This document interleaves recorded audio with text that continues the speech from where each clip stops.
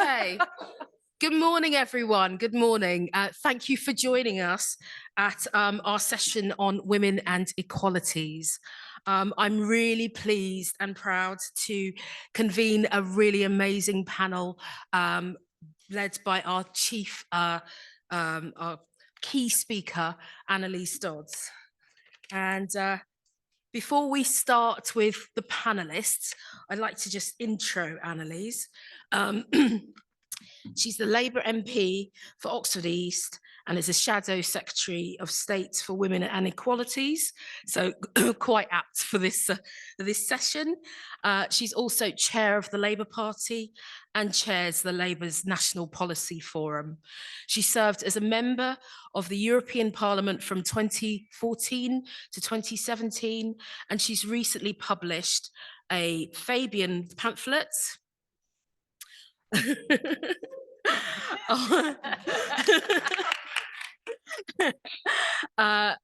called Equal Footing, which actually explores how we tackle inequality and how it can benefit the society as a whole. Personally, I just like to, again, gush at Annalise being such a supporter of the Fabian Women's Network, from all the work we do. So we're really pleased and proud to showcase her work. So over to you now. Thank you ever so much, Mariana. And it's just such a privilege to be with all of you. It really is. I just heard that here we have 4 graduates of the Fabian Women's Network programme, which is absolutely terrific, incredibly impressive women, and really lovely to be here with all of you as well in this really grand hall, I must say. Very, very nice to be here. A very happy new year to you all. And of course, this is a really important year. I think we all know that 2024 has the potential to be a pivotal year for our country. It is a chance for the public, of course, to have their say on 14 years of Conservative government. And we hope to instead put their trust in Labour and Keir Starmer so they can turn the page on a decade and a half of division and stagnation. We hope that this would be the year where we can begin a decade of national renewal with Labour and enact the plans that we've been setting out and that you will have been hearing about today and for the rest of the day. That plan for a decade of economic growth, for safer streets and NHS fit for the future, clean energy, and the removal of so many cruel barriers to opportunity that hold so many people back in our country. And of course, the Fabians are critical to securing all of that, not only out on the doorstep, but I am seeing in this hall many people with whom I have been out on the doorstep time and again, but also in developing Labour's implementation manual for our missions for government to deliver the national renewal that we believe our country really is crying out for. And if in 2024, Labour is given the chance to serve, then I think we all know that the Conservatives will leave a country that is more unequal than when they came to power. They'll leave a country where opportunity is more limited than when they came to power, that's more dependent on people's circumstances than on their talent or effort. I think we know they'll leave a country where the gender pay gap is actually rising, not falling, where the rate of women dying in childbirth is rising, not falling, where hate crime is soaring, where online misogyny is rampant, and where victims of sexual violence can wait for years in limbo before any chance of their attacker being inside a court. Overall, the record on equalities over the last 14 years is one of dismal failure. We know that women, disabled people, LGBT plus people, and ethnic minority people have been often putting more and more in, but getting less and less out. And I think we know why that is. We've had successive governments that just haven't got equality. They've seemed to think that after the economy has grown, some crumbs might fall from the table for those who weren't included the first time around. So how's that going? Well, growth is anemic and inequality has been on the rise. We've got to call time on these old ways of thinking and outdated ways of doing things. The evidence shows it clearly, good old-fashioned Fabian's evidence, that economic growth not only should include everybody, but must include everybody. Otherwise, it simply won't be sustained. It's only by harnessing the talent, the brilliance, the creativity of everyone, including those who aren't getting a fair crack of the whip as things stand, that we can get our economy growing and our country moving. And that's why equality will run through all of Labour's policies, like the words in a stick of rock, because the state of inequality in our country today is a scandal we can't afford. In fact, I can reveal to you today that we've calculated that the state of inequality in the UK is costing our country £34 billion. Think of what we could achieve if we work together to close the gaps in opportunity and grow our economy. Think of a woman, for example, at the peak of her career, struggling to keep working alongside juggling childcare, caring for older relatives, and potentially managing menopausal symptoms. She's not getting the support she needs at work. She can't access NHS treatment, so she's got no choice but to stop working. The Conservatives might think the loss of that experience and creativity and productivity is acceptable. Well, Labour doesn't. That's why we announced that we would require large employers to publish menopause action plans and would produce guidance for smaller employers on supporting women experiencing menopause at work. It's why we'd end the awful deprioritisation of women's health in our NHS and use every lever to get soaring waiting lists down. And it's why we'd ensure flexibility from day one for all workers. In fact, studies show that greater female employment in sectors with skills shortages could lead to an increase in employment overall, including employment of men. Equality isn't a zero-sum game. It's good for women, good for men, good for business, and good for our economy. Supporting women experiencing menopause who want to stay in work to do so could be worth £11 billion to our economy. The Conservatives might be content to leave that economic growth on the table, but Labour never will. I want to paint a second picture as well of missed opportunity. A family struggling to get by with parents stuck on 0 hours contracts and little to no control over their working lives, not able to own their own home, barely able to pay the rent, unable to build savings or plan for the future. In fact, my own daughter recently painted that picture for me when she talked about one of her friends. I'm going to call her Jessica. She said that she found it really surprising that when Jessica's mum was working, her dad was always sleeping. And whenever Jessica's dad was at work, her mum was always sleeping. Jessica never sees her parents together. Her parents, I thought, must feel like they're living to work rather than working to live. They've got no family life at all. And that enormous pressure on family life is a situation so many people in our country face. It's disproportionately experienced by many Black, Asian and ethnic minority families. And again, the response has been over recent years that this problem doesn't even exist. Well, where there's been failure, Labour will grip onto the causes of the problem. Through our new deal for working people, we'll ban 0 hours contracts and introduce, as I said, that right to flexible working from day one. We'll ensure there's transparency on pay as well, with ethnicity pay gap reporting to drive down gaps in living standards. And through our Race Equality Act, we would tackle inequality at source. These are all common sense policies, but radical policies that benefit everybody, but especially the many Black, Asian and ethnic minority people most exposed to insecure work and incomes.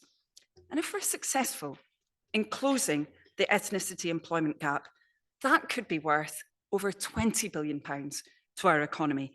That's billions, again, that we just can't afford to leave on the table. Another picture, this time of a disabled person who's not currently working. This person has plenty to give to the formal economy, but they just are not getting the support they need to find a job that accommodates their needs. Or again, we could imagine a disabled person who wants to move jobs for better pay, to be closer to home, or just a better fit their skill set. but they're worried that a new employer won't accept the reasonable adjustments they need, might not even look at their letter around reasonable adjustments, let alone deliver on them. Well, from recent governments, we've had no plan, no support, no meaningful action, and the result has been too many disabled people left on the breadline or below it without the independence and dignity of decent employment. Labour is determined to remove those barriers for disabled workers. We'd reform job centres to deliver specialist help for disabled people, make it simpler for disabled people to secure reasonable adjustments in a timely manner, and introduce disability pay gap reporting for large employers. And we'd also change incapacity benefits to encourage disabled people and people with ill health to try work without what's so often the case now, the fear of losing their income or having to be reassessed if a job doesn't work out. Those actions would tear down barriers for disabled people while delivering for our economy too. If we narrow that employment gap between disabled and non-disabled people by less than 2 percentage points, so just to match the OECD average, that could contribute an extra £3 billion to our economy. It doesn't stop there. If we can tackle sexual harassment at work, and we will, that will be of immeasurable benefit to the 1 in 2 women and 7 in 10 LGBT plus workers who've experienced harassment at work. Imagine a world of work where no one has to move jobs or quit due to harassment, where no one's scared of speaking up or putting their heads above the parapet. That's a world of work that's far more productive, with higher levels of retention, and ultimately that delivers higher levels of economic growth. These are just a few of the countless ways in which improving equality is, of course, important for those directly experiencing inequality, but also good for business, society, and transformative for our economy. That's why I'm calling time on the old ways of doing things, the old conservative way of looking the other way and hoping things will just improve on their own rather than taking the action required. The old way of division and failure, bluster and bravado. Labour will never pretend that inequality is a price worth paying, because what's damaging to one is damaging to all of us. But where the Conservatives have failed, Labour will get on and make a difference, steeped in our Fabian tradition. Evidence-based, radical, and common sense change, and we'll do it together. Thank you.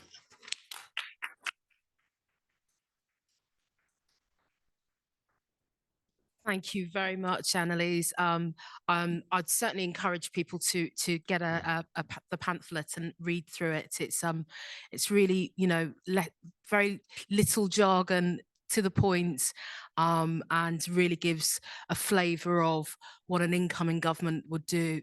Labour government would do to actually redress the balance and really protect equality.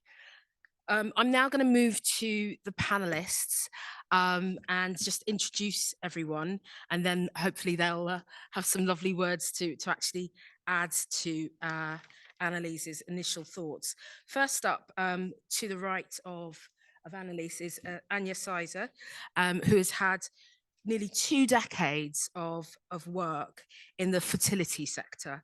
Anya was most recently led the Fertility Networks UK's workplace initiative.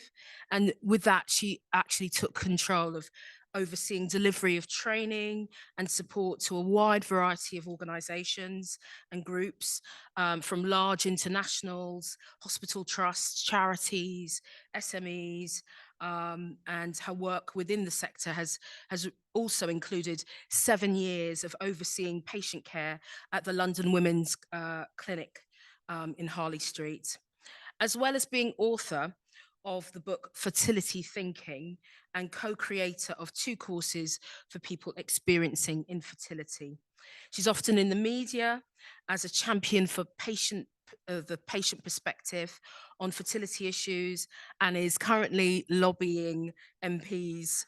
So I'm sure she's got a checklist of MPs to toast off here on fertility issues, and speaking in Parliament on the fair provision for IVF for all. She's also, as all the women here, wear several hats, just because she has that little bit of extra time. She is currently the Speaker of the London Borough of Hackney and for this municipal year, and local councillor for Hoxton East and Shoreditch. She has, on a personal level, she has 2 children from IVF and 1 from adoption, and is champion for both Saying Goodbye and Home for Good charities. So we take lived experience very seriously in the Fabian Women's Network. So I'm really pleased that she's on board. Next up, we have Catherine Fuchs, who is the Labour Party's prospective parliamentary candidate for Monmouthshire. By the way, she's to my right. And she was elected as county councillor in May 2022, when she was also made appointed cabinet member for Equalities. She has separately done a huge number of work in this space, because she was chief executive of the charity campaigning for a fairer Wales. It was called Women's Equality Network Wales, and she doubled their funding whilst at the helm and grew the organisation's impact, winning several national awards. These campaigns included getting better support for disabled women to enter politics, securing telemedicine for abortion during the pandemic, and securing a commitment for Wales to legislate for gender quotas. She's passionate about the environment and has led campaigns at Sustain, the Alliance for Better Food and Farming, and she's governor of Monmouthshire School. There are other things I could list, but we will all be here way too long. So I'll move to the next speaker. Who is Liz Hind? Wave your hand. And Dr. Liz Hind, I should say. Of course, you know, it's almost the minimum benchmark to be up here. She's secretary of the Fabian Women's Network. She has held a variety of interesting careers. In many of her roles, she's been involved in work to reduce inequalities. During her time reading for a PhD in history and philosophy of maths, she became involved in widening participation. And this has led to work for the British Science Association on how to improve opportunities in STEM careers for underrepresented groups. She currently works for the Women's Budget Group, where she trains women's organisations in the UK to find and use sex disaggregated. It's early in the morning, yeah. Disaggregated data in their research and campaigning.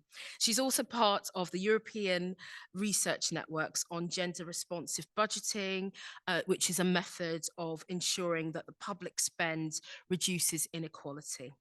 So I'll now go to our first speaker, Anya, and you have around 3 to 4 minutes. Fantastic. Is this on? No, it's not. Is it on? It is on. Marvelous. It's hard to know where to go from that list, to be fair. Although a lot of the list just mentioned was about fertility and my background being in fertility, I actually want to talk about something a little bit closer to home at the moment that I feel incredibly passionate about, and is at its heart about how we treat some of society's most vulnerable people. So I want to talk a little bit about special educational needs and neurodiversity. And the reason I want to talk about that is because I am a parent to my youngest, who has fetal alcohol spectrum disorder and ADHD. And I think how we as a society care for him, how we care for our most vulnerable, is a litmus test of who we are and what we want to be. And that's why the next Labour government has a massive opportunity to be bold and to be really brave and to lead the way in this discussion. My own experience as a parent is that there have been so many barriers, both internally and externally, when parenting a child with special educational needs, from the ability to really be present in committee meetings, or the ability to, after a night of very little sleep and dealing with some of the neurodiversity issues, coming and being present in a meeting. There are so many barriers that we face. And I was not surprised at all in my research for this morning to read that actually mums of teenagers with autism show the same stress levels as soldiers in combat. I'd actually questioned that it's not slightly more than soldiers in combat, but it's certainly equal to. Dealing with a child with special educational needs has a huge emotional toll, and depression rates amongst these groups are often much higher. And the impact, therefore, is not just on the individual, not just on the individual child, not just on the individual family, but us as a society as a whole. Likewise, parenting children with special educational needs often has financial and practical implications, with women very often taking on the vast majority of the caring and the admin support. So to summarise, without the right infrastructure where carers are all too often surviving and not thriving, we need a change. We need to see a society where the structure and support is in place to thrive. So briefly, what can Labour do? Well, to quote the independent provider of SEN advice, or IPSIA, they called the government's recent SEND plan simply the wrong solution, and stated that it proposes to make significant changes without appearing to understand or question why the current system isn't working. That's from IPSIA itself. Labour has recently announced 5 key policy areas, and I want to touch on the one that talks about breaking down the barriers to opportunity in education, and to ask and to call for us to put SEND and trauma-informed policies at the heart of what we are calling for, not as an add-on, but at the heart. Going back to your stick of rock concept, this needs to be embedded through education, not as an add-on. We secondly need to be ambitious. There is not enough discussion in the Labour Party at the moment in terms of SEND, and we are not being ambitious enough. The moment for action is now. We need financial support. Practically, there is a huge deficit or black hole in SEND budgets in all local authorities, and we are still being called to cut back with nothing left to give. Labour has to address this issue. Fourthly, we need to look at mental health provision for SEND families, and it needs to be systemic. It is not just about the child, it is not just about the parent even, it is about the whole system supporting that unit. We need systemic whole of family focus. And I want very briefly, before I finish, because I know my time is up, to mention my own borough of Hackney, which has pushed forward just one solution to this, which is parent coaching for families with special needs children, and small groups gathering together, solution focused, listening to each other around biscuits and tea, coming up with the answers together, is economically sound as well as emotionally literate. And we need to be, as Labour, looking for those quick wins, those things that we can roll out throughout the United Kingdom, so that we are addressing the needs of the most vulnerable in our society, the special educational needs. Thank you.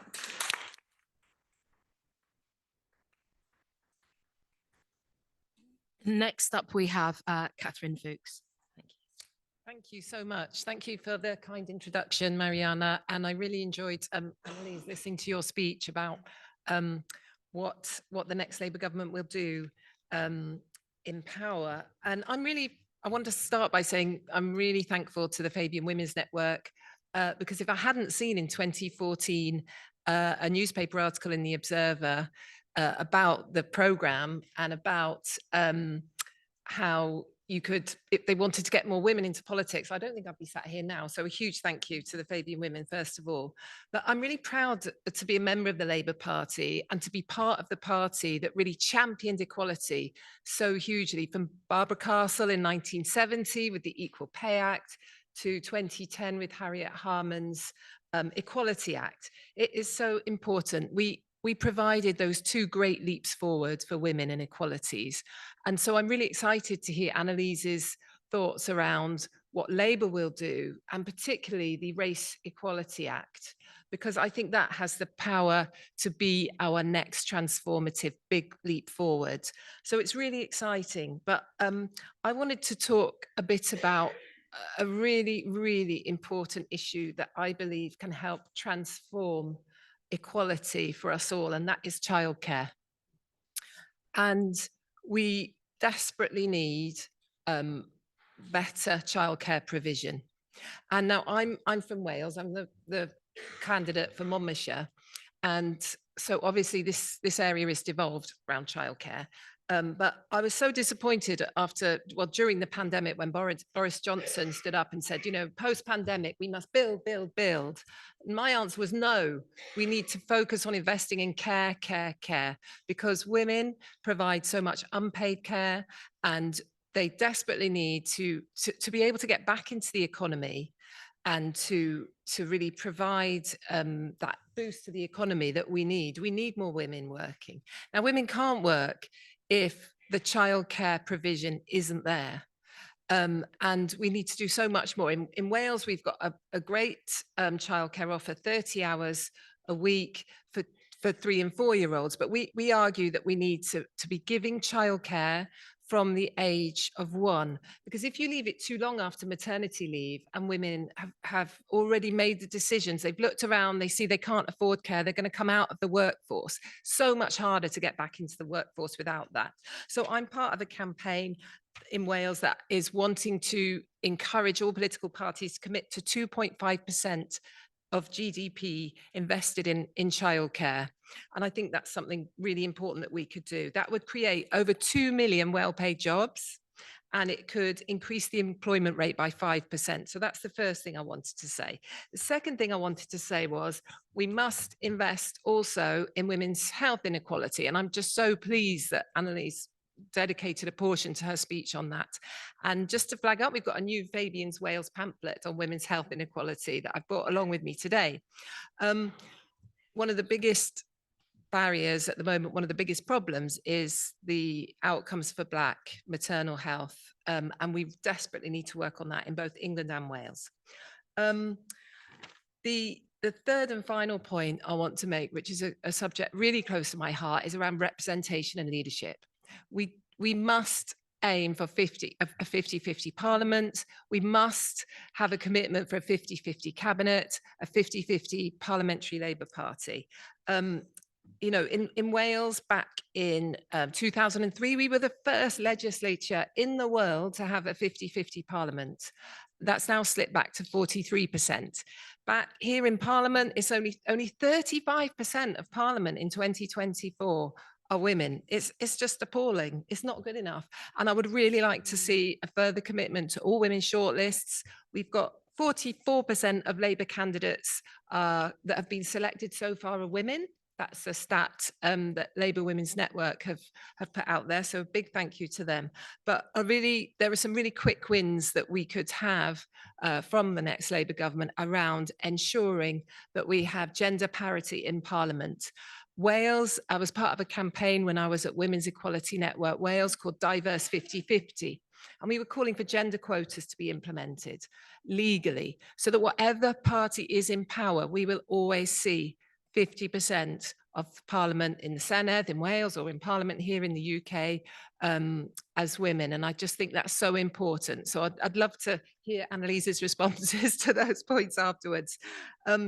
Finally, we need to, I'm just going to give a call out there for help in my seat of Monmouthshire. We desperately need to unseat the Secretary of State for Wales, David T.C. Davis, and it's seats like mine which will make sure we get a Labour government in Westminster. So please do come and help me. Thank you.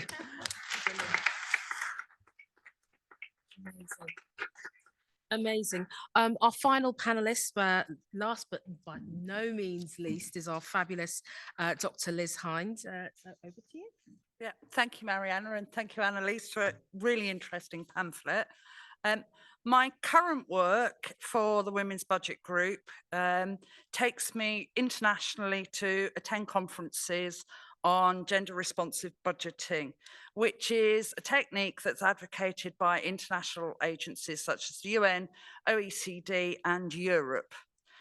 Gender budgeting is an important public governance tool that governments can use to assess how budget decisions impact gender equality. And when implemented effectively, gender budgeting helps expose how gender inequalities may have inadvertently become embedded in public services and the allocation of resources. And importantly, when implemented successfully, it leads to both social and economic gains. So when Labour has a stated mission for the fastest growth in the G7, then the evidence is clear. It's not a question of whether we deal with economic issues or equalities. It's not a case of either or, we do both or we do neither. And research from the OECD is clear on this because 62% of countries in the OECD now practice gender responsive budgeting, and they show how this enables women's activity, which they can predict add 9% onto GDP in the long term. So that's sustainable bedrock growth that we need to see in the next Labour government. And as Annalise describes in her pamphlet, the UK is a long way behind similar economies in understanding and implementing change. Because understanding how spending affects equalities through impact assessments at policy formation is key to ensuring that our money is spent wisely and in ways that will have the greatest impact. Gender segregation in our economy is an entrenched issue. And as you've heard from other speakers, women are still doing the bulk of care work, paid and unpaid. And the result is persistent gaps in women's equality that will only improve if we build equalities into all areas of government, which is why having Annalise as Shadow Secretary of State is an important reform for a Labour government to bring in. Mm-hmm. And with the challenges ahead over a green and digital transition, without embedded thinking, the situation for equalities could get worse, not better. Because we need to make sure that we are building in gendered understanding and equalities into understanding at that early stage of formation. And it's fundamental to understand that there is no such thing as a women's issue. Yes. There are just issues that women and different groups of women will be experiencing differently, which is why the gender budgeting work from the OECD focuses on a very long list of policy areas, including health, skills, education, transport, entrepreneurship, well-being, violence, trade, and more. As anyone working on policy needs to have that equalities impact assessment built in from the beginning. So, for example, with our skills agenda, the uptake of modern apprenticeships in Scotland is typified by significant gender segregation, with ethnic minorities and disabled people having low levels of access to all forms of apprenticeships. We need to have women built into skills because men are not the default from which women diverge. And unless we mainstream the experience of women and different groups of women, then we will never be able to solve some of the deep problems that face our economy, because the economy is people. And when your people are stagnating and sick, your economy is stagnating and sick. Thank you. Brilliant.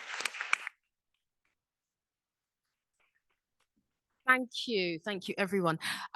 It's now we're now going to go to Q&A. So I hope that we have lots of questions. Before I go over to the audience, I'm going to use my chair's prerogative and ask Annalise just one question, one little question. So my question is, your pamphlet sets out sort of an overarching aim, but if I was, say, in the pub with my sort of non-political friends, and they were to challenge me as to how Labour in power would make any difference in, say, even the first 100 days or the first year, what would my answer be?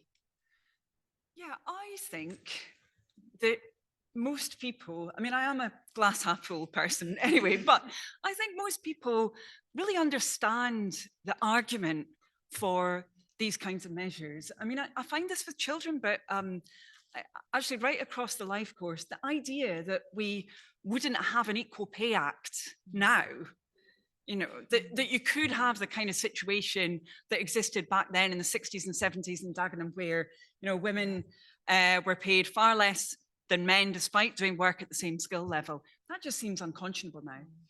So I think it's to say, well, look, obviously our economy has developed since then. You know, why would we hold some people back? You know, by removing barriers for one group of people, you don't shove them up for everyone else. Actually, you help us all to get on. So I think that would be my pub chat, yes, in favour of equalities. Fantastic, thank you. Okay, now I'm going to take questions in threes. Please be as brief as you can, so we can get through as many questions as we can in the limited time that we have. So I will take Lucia, I will take Kelly, and let me see somebody from this side. Gentleman over there? Yeah? Okay.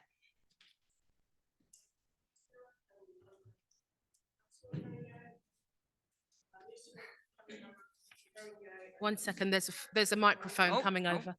Moving this way. Mm. Hi there, Lucia, I'm a cabinet member in Haringey, London Borough of, and also Fabian Women's Network. If there is one thing that you would choose that could make a huge difference to women in the first year of a Labour government, what would it be? You pass it back. Hello, I'm Kelly. I am a councillor in Kent and I am co-vice chair of Fabian Women's Network. There was just 2 points I wanted to make that were perhaps missed out today. One is the leaving care group, who are among the group who there are the worst outcomes for across our society. I would like to see care experience become a protected characteristic, and I hope that's something that Labour are going to look at post-election. And secondly, the issue of multiple deprivation. When we were in government previously, we had the social inclusion unit, which is some great work. I think a problem we tend to have is people that suffer from multiple deprivation fall through the gaps of different plans. And I just wondered if that's something we're looking closely at for when we get into government. Thank you. And the gentleman over there, thank you.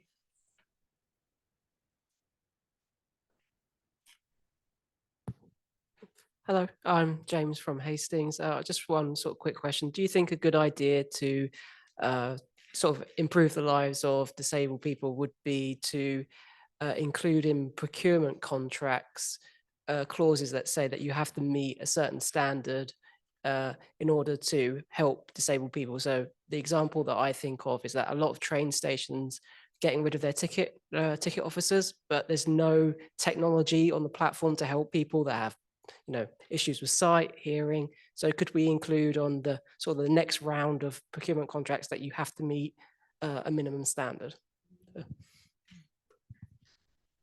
Okay, who wants to, if you don't feel you have to answer all of them, but you want to take, Annalise, can we start with you? Yeah, sure. And thanks so much for brilliant questions. First of all, Lucia, I think actually the New Deal would make the biggest difference for women, the New Deal for working people. I often call it the New Deal for working women, and then I'm told off a little bit because of course it would help enormous numbers of men as well, but it really would make a very, very big difference. You know, that's a policy that Labour set out really quite some time ago that Angela Rayner works on really, really hard. And I think it's so critical because what we've seen developing over the last 14 years has been stagnant living standards, women often particularly exposed to that, reduced level of control often in the workplace, and that having such a negative impact on women's lives. And we're talking about really practical measures, as I said, you know, flexibility from day one, and new measures against maternity discrimination, new measures against third-party sexual harassment. You know, at the moment, your employer can effectively wash their hands if customers continuously, you know, every single day are sexually harassing you. You know, we really want to take action on that. So much in that new deal that I think would make a difference. So I would really foreground that. Kelly, thanks very much for your points and for your brilliant work as well, pushing this forward. I actually think when it comes to the Equality Act as a whole, you know, obviously that was one of the last actions of the previous Labour government in 2010. We should be really proud of it. The thing that frustrates me is that we've got so many measures in there that are not being implemented. You know, you talked about care leavers. Well, actually, the socioeconomic duty, which is within that act, you know, if it's used effectively, it should be looking at those kinds of issues like people leaving care, for example, making sure that they're properly supported, building on the great work of many Labour councils actually have really been focused on this, the Welsh Labour government as well. So I do think there's a lot we can do within that framework. I think once you start to look at the different protected characteristics, I think it can get challenging because you've got many voices saying, you know, for example, in relation to the menopause, could that be a protected characteristic? Actually, again, I think, well, look, we've got age and we've got also sex within the Equality Act, but sadly, we haven't got a government that's been focused on taking action in that area. I think that's what would make the difference. And then, James, your point, first of all, I am really, really pleased that we saw that quite nefarious proposal, to be honest with you, to be closing down that huge number of ticket offices pushed back because of the huge public outcry and campaigning from Lou Haig in the shadow cabinet and so many others as well, particularly disabled people's organisations. So I'm really pleased that we pushed that back. But I think the lesson from that is that disabled people's voices are not heard enough in policy making. You know, Labour said, we really want to change that. Quite frankly, we're coming from a pretty low bar because the government's disabled people strategy was actually ruled unlawful because they hadn't consulted disabled people. So, you know, we're talking about a really, really low bar, but we want to make sure that there is that inclusion. It's incredibly important. And in terms of how this impacts on the workplace and different organisations, I mean, we have set out proposals broadly for reform in procurement, opening that up. But I think we also need to look at where actually, again, Labour in office has done really positive things. You know, some of the work around the beginning of Crossrail, you know, I was with Andy Burnham yesterday, and some of the work that he did back then to make sure that the workforce would actually be including local people, that it would be supporting, you know, whether it's disabled people, Black, Asian, ethnic minority people, local people, working class people as well, pulling them in, I think was really, really important. And I suppose I just end by saying that, you know, we feel in this area, you do need to have much more transparency. You know, that's why we've called, for example, for disability pay gap reporting. I was really shocked to hear recently that the percentage of big employers who even have adopted just the disability confident scheme is really, really low. That really surprised me, actually, and I think it does show we've got to have greater transparency. Yeah, brilliant. I'm just going to quickly go to Catherine to answer just one. Yeah, just one thing. I mean, there are so many things that I could say. Because I've mentioned the 2.5% investment in childcare already, I'm going to go with the section enacting section 106 of the Equality Act, which is another one which hasn't been enacted yet, which we could, which is around data collection and collect. It sounds very kind of nerdy, but we need the data to be able to see which who is standing for every single political party. So we need to make it mandatory that every political party must share their list of who's standing so that we know who is and we can improve upon it. Fantastic. I'll come to you for the next round of questions, but we just need to get through some more. So can I have hands up? I'm going to go to the lady in the red at the back, Rachel. And I'm also going to go, any men got their hands up? We're a very inclusive space. Okay. Lady in the orange jacket. Yeah, just in front. Yeah. Yeah, and then one more. Wave your hands. I'm very blind. Oh, gentleman at the front. Okay, go ahead. Go first. Yeah, I have a question for Annalise Dodds. Catherine earlier mentioned the importance of representation. and 44% of our parliamentary candidates selected this time are women. However, they are not evenly spread throughout the country, and I'm not sure whether you're aware, but we've yet to select a woman in either Hertfordshire, Cambridgeshire or Bedfordshire in this round of selections. And there has been some talk that these non-battleground seats, these 211, there's going to be some attempt to correct this. However, once you get to the CLP level, if there are people, men who have their, who are well established, it's actually going to be really controversial, and there might need to be some battles in order for the NEC to get candidates in half winnable seats, in the remaining vaguely winnable seats. And my question to you is, are you prepared to, say to the NEC, guys, we're going to have some battles here, and are you prepared, and can you please make sure that you're prepared to fight those? Okay, next question. Please, can I ask, just because there's so, you can tell the level of questions are like, wow, this was not a light-hearted section. So keep your questions brief. Thank you. Hello, my name's Michelle Alexander, and I am a family life coach, and I also work for the local authority. At the moment, there's continuous cuts to early intervention. I especially specialise in working with parents who've got autistic children, and we're really struggling to support them because of CAM's waiting list. And I wanted to know what has been done about that. Many of the women and families are really struggling, not just because of neurodiversity, but also because of the effects of COVID and not being able to go back to school because of mental health issues.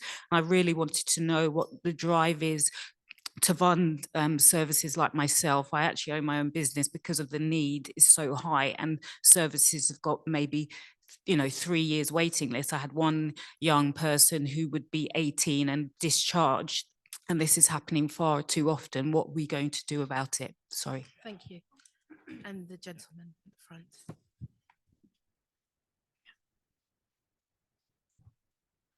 Hi, I'm Tommy. I work with a Canadian charity called the Equality Fund, and I'd be interested to know what the panel's views are on the concept of feminist foreign policy and the idea of putting things like gender equality at the heart of our foreign aid. Wow. Liz, you want to start?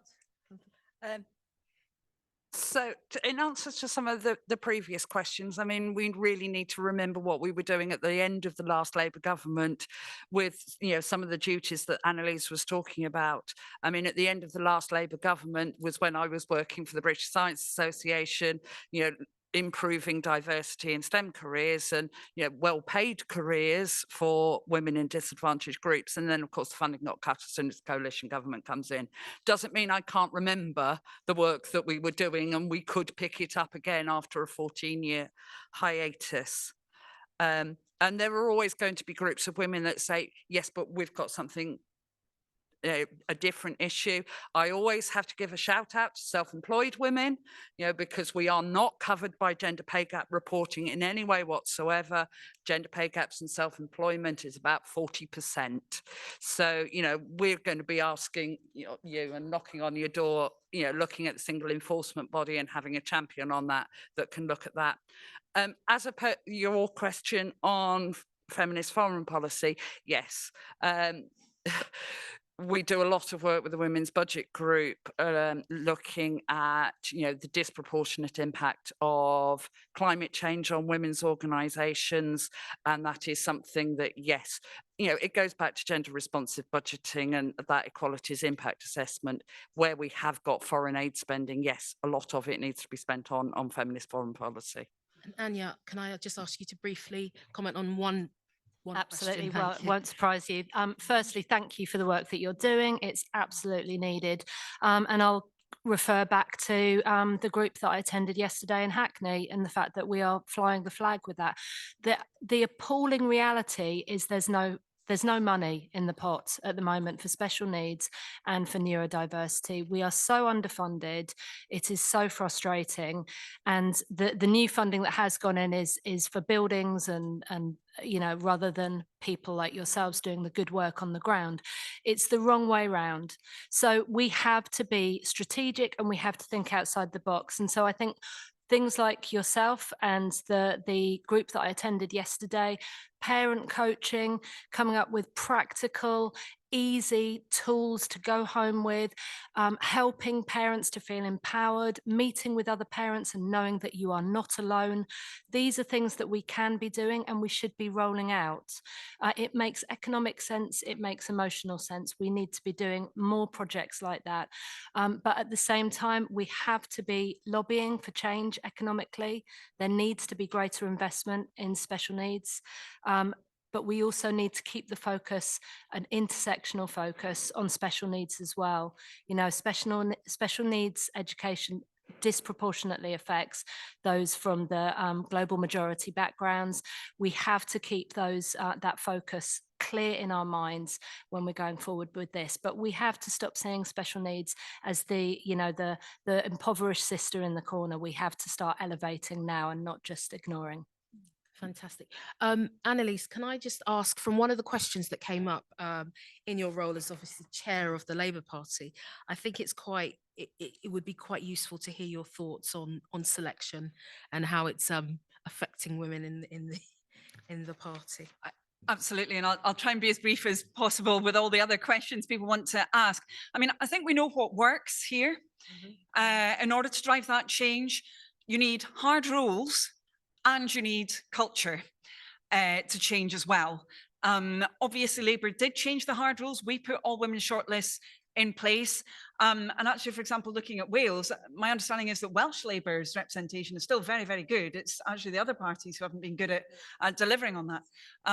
Now, the Equality Act, the way that it is set up, it was obviously put forward at a time when, including with Labour, we didn't have that parity. We now do have parity between men and women in the Parliamentary Labour Party. So you can't use, within the Equality Act, all women shortlists preemptively. You can only use them when you don't have parity. So that's meant that set of hard rules hasn't been available to us. So instead, we've been doing everything that we can to make sure that the culture is in the right place. So, for example, we stopped the situation where you could effectively buy yourself to success in a selection. So we put for the first time a cap on spending in selections. We put a far quicker timetable because that feedback had come through strongly from groups like FWN, Labour Women's Network as well, that if it's too long, then women and men with caring responsibilities just cannot devote that amount of time to a selection. So we changed that. Currently, given the number of women who are restanding in the Parliamentary Labour Party, along with those who've been selected, it looks like we will be quite close to 50% on many projections. That does not mean, however, that we want to be sitting on our laurels and kind of saying everything's fine. Absolutely not. So we've still got the foot on the accelerator. As you expect, Rachel, that includes my foot and certainly, chomping at the heels of people. But just to say one thing that we do need to alter for the future, is what Catherine said about Section 106. I'm really pleased that that is Labour policy. I announced it at Women's Conference. We need to make sure every party's reporting on this, that there's complete transparency around this, so that individuals, when they go to vote, can see whether parties have been making an effort or just putting that in the too difficult box. And I'm afraid we've seen that with many other political parties. It's something Labour will never do. Yeah. Fantastic. We've almost come to the end of, she's looking at me right in my, I'm gonna allow you to have just one very, very short question. The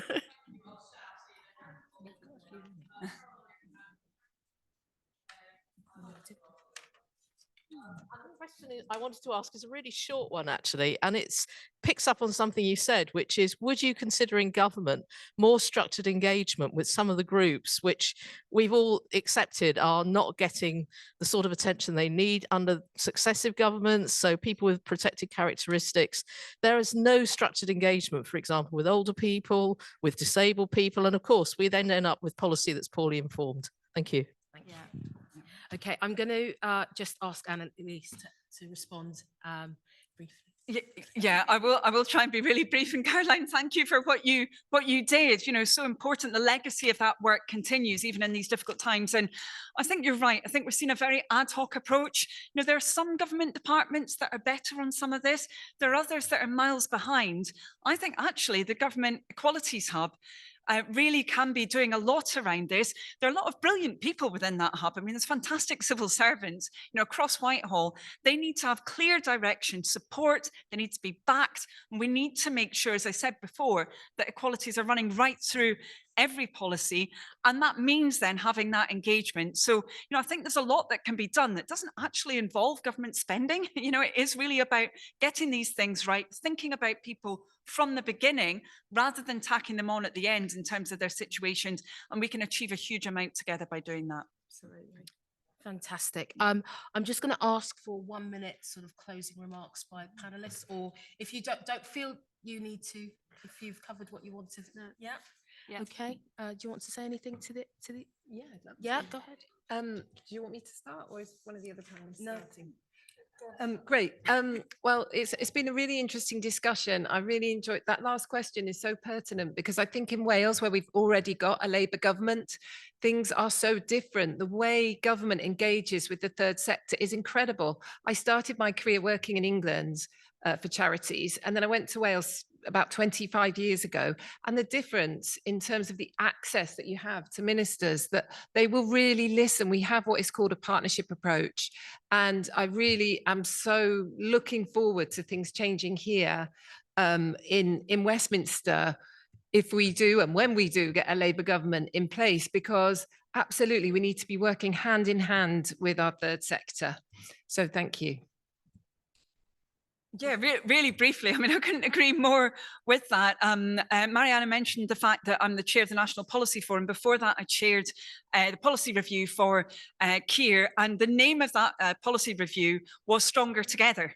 And we chose that name, you know, very advisedly. We chose it because actually, related to what Catherine said about partnership, you know, we know that if Labour does if Labour is given that chance to serve, we know that we're going to be in a pretty difficult situation. We know the public finances, you know, pretty ravaged over the last few years, that we've got huge challenges. Frankly, if we're not working in partnership, you know, both with different groups, as we've just been talking about, but also with local government, with the Welsh government, you know, with Scottish government, with our metro mayors, if we're not actually building on what they can do, what communities can do together, then we're simply not going to be driving that long-term change that Keir's 5 missions are really framed around. So absolutely, I think the future can be one that is bright for our country. We can give our country its future back when we pull together in that way.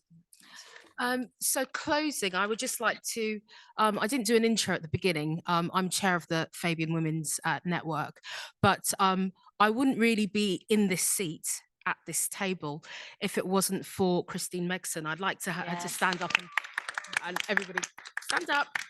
You're always telling us to stand up. I point Christine out because the Fabian Women's Mentoring Programme is now in its 12th cohort. We're graduates, and I've gone from going through the programme in 3 years ago to now chairing the Fabian Women's Network. I was already a councillor in Lambeth, but I've always had different interests. So now I'm a governor of Guy's and St Thomas's Trust. I'm also a member of Partnership Board for Black Thrive, which is a mental health charity. And so I have fingers in different pies, but you know, sometimes you need to be streamlined and be helped along your political journey. And so I would advise any woman here who is interested in joining us, please sign up. First of all, you have to sign up to the Fabian Society, because that's the sort of mastership. And then you can actually opt into the Fabian Women's Network. We provide help, support, and a network of great people that want to actually live and pass on our ethos, which is solid, you know, to be feminists and to have solidarity and service. So yeah, please, sisterhood, solidarity, service. So please join us. And if you've got any questions, please feel free to get in touch. And thank you very much again for joining us.